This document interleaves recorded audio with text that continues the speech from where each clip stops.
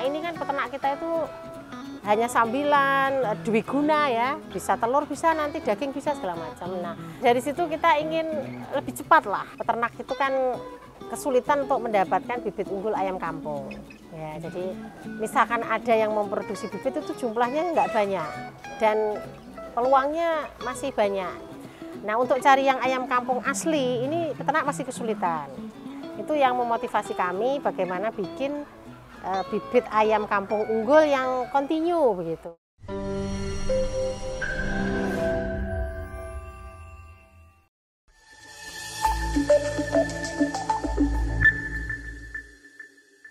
Halo warga Taniling, kembali lagi bersama saya Rizky Pratama di channel Taniling TV. Kali ini saya akan ajak warga Taniling ke salah satu balai, di mana balai ini masih di bawahnya di Dinas Peternakan ya. Yaitu namanya adalah BPPTT. Nah, kepanjangannya apa nanti bisa dijelaskan oleh narasumber kita hari ini. Boleh sapa warga Taniling dulu Ibu Ayu. Oke, selamat siang warga Taniling. Senang sekali bisa berjumpa dengan panjenengan semua. Terima kasih ya Bu ya, sudah diizinkan ke sini dan kita nanti akan belajar mengenai ayam maron. Di mana Ibu Ayu ini adalah seorang koordinatornya ya, di BPPTT. Apa Bu kepanjangannya apa? BPPTT itu Balai Budidaya dan Pembibitan Ternak Terpadu. Balai Budidaya dan Pembibitan Ternak Terpadu. Jadi simpelnya kita suatu lembaga yang ditugasi negara untuk memproduksi bibit gitu Mas. Simpelnya gitu. Seperti itu. Oke, dan kalau warga Taniling ada yang tahu mungkin namanya ayam maron yang dihasilkan dari sini, yaitu persilangan dari beberapa ayam yang menjadikan ayam maron ini unggul di dua tipe ya, petelur dan juga pedaging yang akan kita bahas nanti. Sebelumnya mungkin saya tanyakan dulu nih Bu, awal munculnya ayam maron ini itu sebenarnya berdasarkan dari apa? Sebuah program kah atau memang untuk menciptakan ayam yang unggul atau apa Bu? Iya, jadi gini Mas, awal ide itu muncul ya, terus tujuannya membuat ayam maron apa itu sebenarnya gini. Jadi peternak itu kan kesulitan untuk mendapatkan bibit unggul ayam kampung. Ya, jadi misalkan ada yang memproduksi bibit itu jumlahnya nggak banyak dan peluangnya masih banyak. Nah, untuk cari yang ayam kampung asli ini peternak masih kesulitan. Itu yang memotivasi kami bagaimana bikin bibit ayam kampung unggul yang kontinu begitu. Nah, kalau di lembaga pembibitan pemerintah ini kan didanai negara, jadi insya Allah bisa selalu kontinu. Itu nomor satu. Kemudian kenapa kok bikin maron 1, maron 2 tipe itu ya? Kalau itu sudah saatnya peternak kita ini fokus gitu. Selama ini kan peternak kita itu hanya sambilan, dwiguna ya. Kalau misalkan dengar ayam kampung itu dwiguna ya, bisa telur, bisa nanti daging, bisa segala macam. Nah, dari situ kita ingin lebih cepat lah. Ini kita harus melompat, bikin maron petelur, bikin maron pedaging. Jadi yang mau bisnis ke telur, konsumsi segala macam, pakai yang ini bibitnya. Nah, yang ini pun juga masih bisa dikembangbiakkan lagi, dibreedingkan lagi. Yang suka breeder-breeder di rumah. Kemudian yang fokus, misalkan dia mau bisnis karkas, daging ayam kampung, suplai restoran, warung, segala macam, pakai aja yang maron 2 yang jelas garansi dagingnya itu pasti sesuai lah dengan kualitas yang diinginkan masyarakat. Itu yang melatar belakangi kenapa membuat ayam maron. Itu Mas Rizky.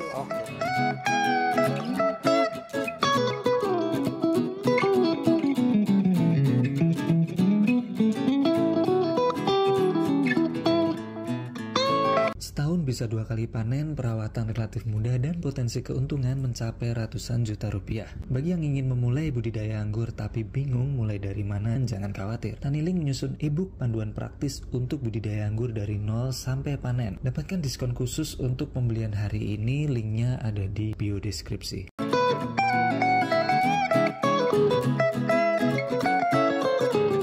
Saya pengen bahas dulu tentang ayam maron 1.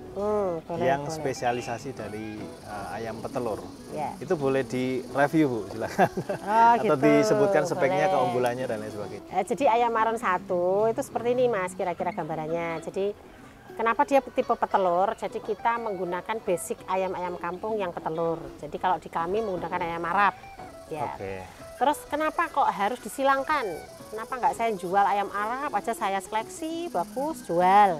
Rada sulit ini, jadi kita itu bikin produk kan harus yang konsumen, masyarakat tuh mudah menerima. Ayam Arab itu kan kecil, afkirannya kecil, telurnya kecil-kecil, terus kadang-kadang ada yang nggak suka telur yang putih kertas tuh loh Mas. Oke.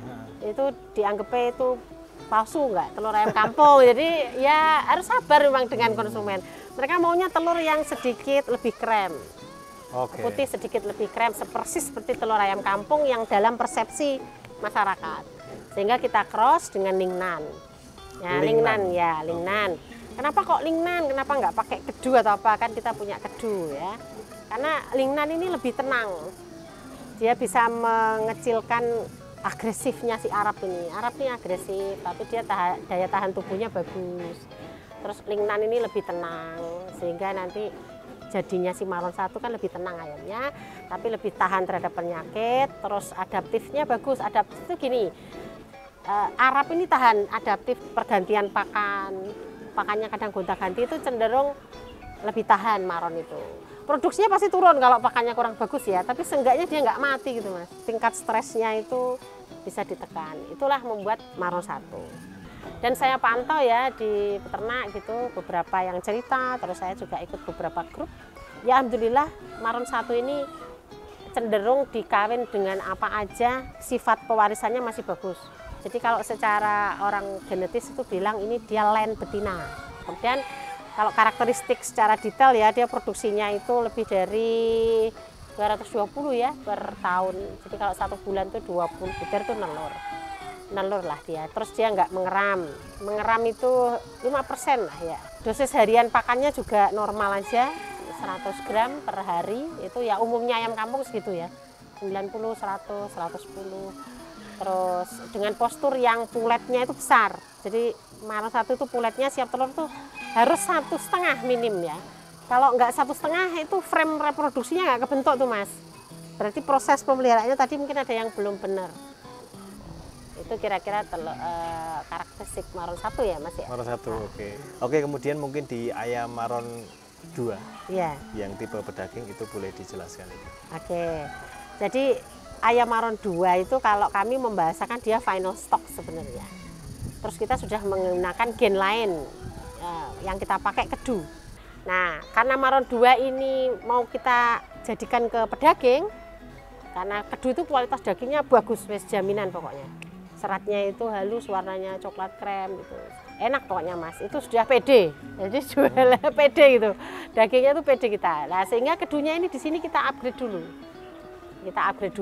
Caranya upgrade itu kita kawinkan yang pemurnian. Jantannya pakai kedu Maron, dah kita cross dengan Maron 1, jadilah Maron 2. Ya kan Maron 1 petelur ini sebagai indukannya Mas. Oh, jadi indukannya? Iya, jadi indukannya. Kalau mau punya indukan yang baik ya harus yang telurnya banyak dong. Nah, pakailah Maron 1. Lah karena Maron 1 ini ada gen Lingnan yang dia itu besar tadi, Masnya lihat ya. Sehingga kalau dia nanti kita jaga nih, ini di peternak di crossing lagi segala macam, pewarisan sifatnya tuh nggak akan jauh melenceng gitu loh Mas. Oke. Kalau di kami dengan kedu, tapi di luar sana kan bebas. Bebas, ya benar. Nah, tapi peternak kan punya naluri toh pasti toh, milih pejantan ya yang bagus. Tapi kalau nggak dengan kedu, jangan namai Maron 2 gitu loh Mas. Kasih nama sendiri. Ya. Ada loh teman-teman peternak itu sudah punya brand sendiri, ada. Maron 1 dikawin apa, nanti dia namain apa, itu boleh. Untuk daya tahan sendiri gimana Bu?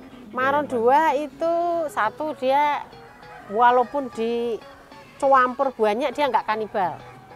Tenang dia. Selama pakannya kepadatannya sesuai loh ya.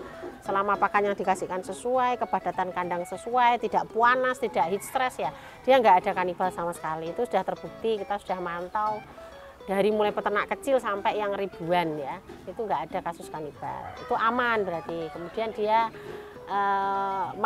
makannya juga badol Mas, jadi selera makannya luar biasa. Jadi peternak harus ya pandai berhitung kalau ngasih pakan.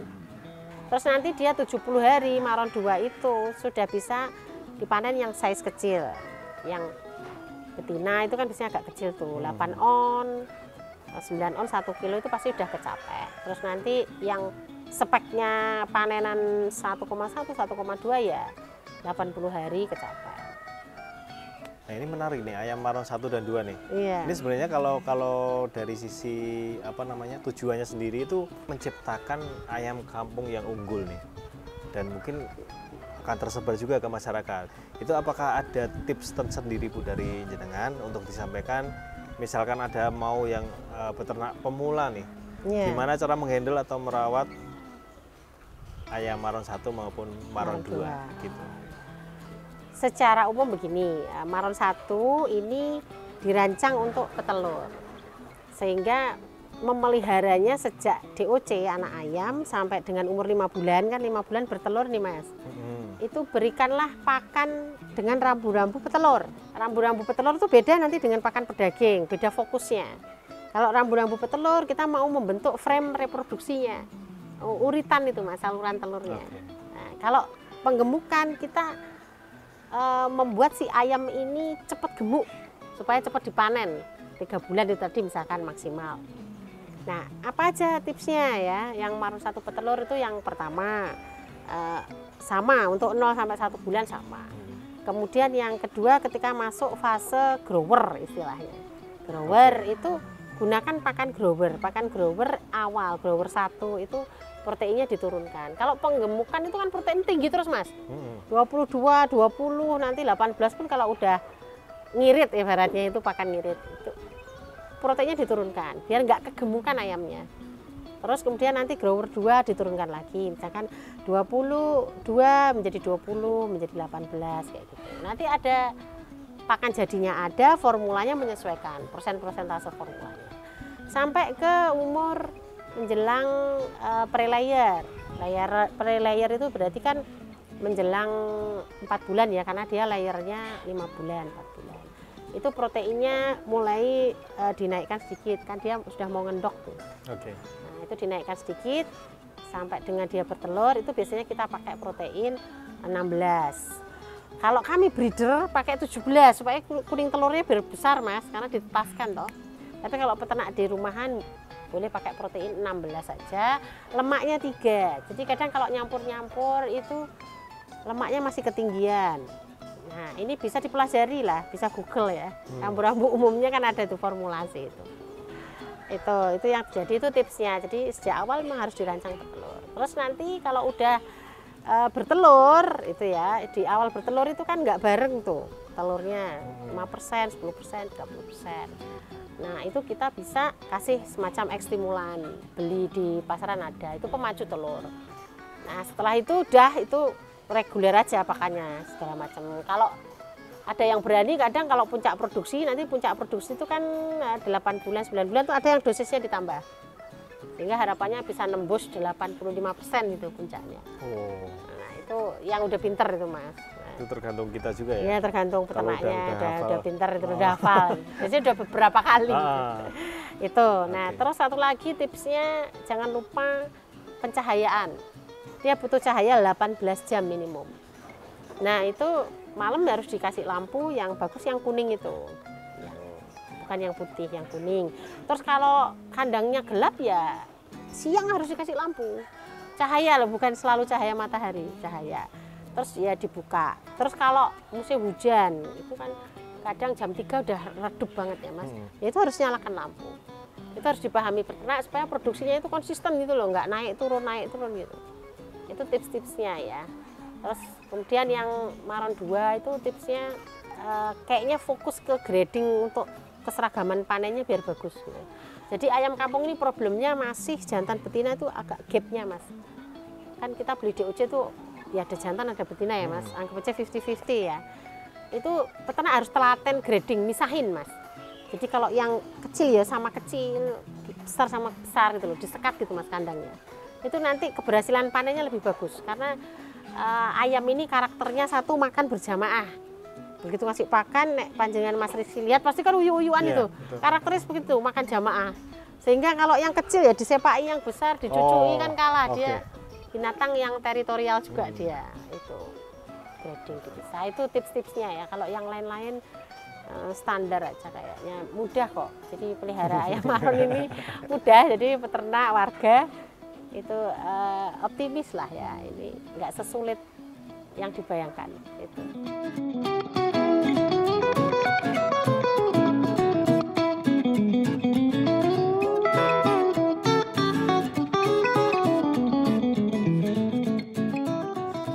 menarik nih. Kita udah dapat ilmunya dari review ayam maron itu apa. Ada ayam maron 1, maron 2. Sekaligus kita juga dapat tipsnya untuk menghandle atau merawat nanti apabila kita beli untuk bibit-bibitnya atau DOC-nya.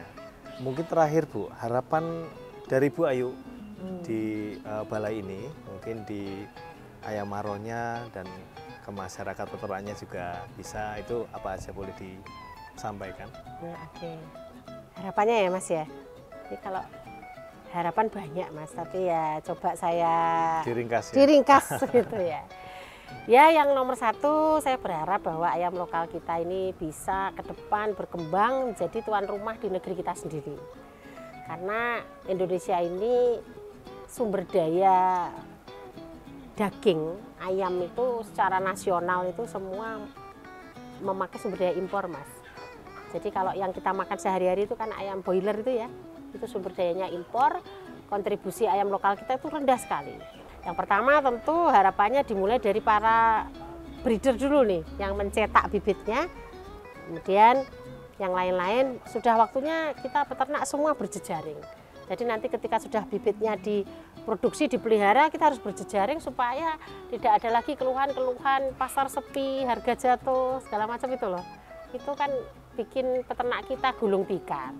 Terus tentu ya yang mungkin punya profesi sebagai pedagang, ya saya berharap pedagang itu mau membeli ternak panenan atau telur itu dengan harga yang di atas HPP.